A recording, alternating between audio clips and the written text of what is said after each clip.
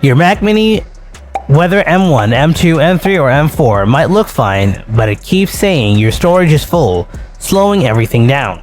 Most users try to delete random files without really freeing up space. So in this video, I'll show you how to fix the full storage issue and free up space on your Mac Mini. So let's fix it right now. Method 1. Delete unused and large files. First, click on the Apple logo on the top right sidebar. Then click on the System Settings. Scroll down a little bit in the sidebar, then click General. Next, click Storage.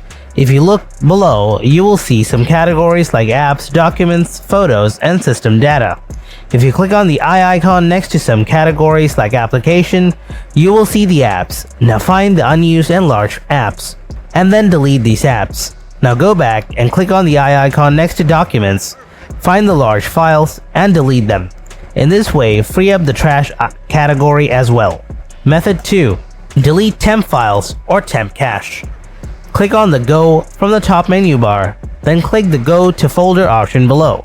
Now here, write this prompt, then click Enter. Now select All by pressing the Command plus A on the keyboard, or if you are using a Windows keyboard, then press Ctrl plus A. After that, click on the right mouse button, then click on the Move to Trash button. Now go to the trash folder, click on the bin icon from the taskbar. Again, select All.